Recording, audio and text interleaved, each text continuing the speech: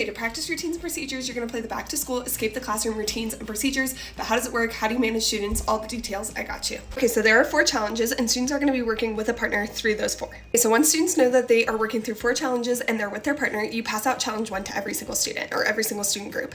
They're going to work on challenge 1 with their partner, and as soon as they're done with challenge 1, they're going to bring it up to you and check it off. And obviously some kids are going to work a little faster, some kids are going to work a little slower, so this kind of naturally starts to make kids go at different paces. And now they've checked off challenge 1, you're going to give them the paper for challenge 2, and challenge 2 is a scavenger hunt that can go in any order. So this kind of naturally gives students the opportunity to not be all clustered because they're working in any order. Just like challenge 1 to challenge 2, they're going to check challenge 2 off with you, you're going to give them the paper for challenge 3. Challenge 3 is a scoot, and so they are going to move at their own pace. They can work in any order for this scoot, and sometimes if you think it's going to get a little bit crowded at the numbers, you can print 2 copies of the scoot, and then you can have students at either copy.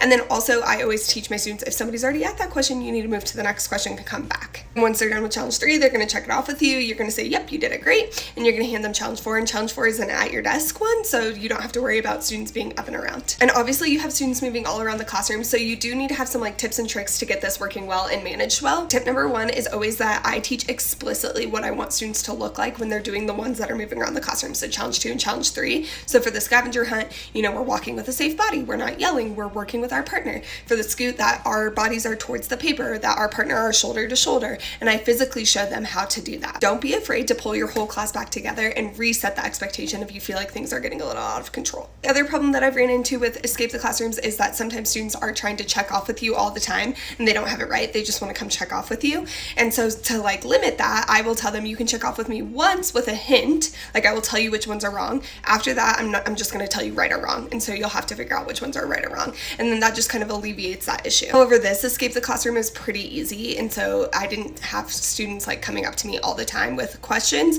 just because it's about routines and procedures. It's a little bit low stakes. It's really easy to practice the routine of doing an Escape the Classroom. It's a fun way. It's super engaging for students. They work at their own pace. So there's a lot of reasons I love it. And let me know if you have any other questions.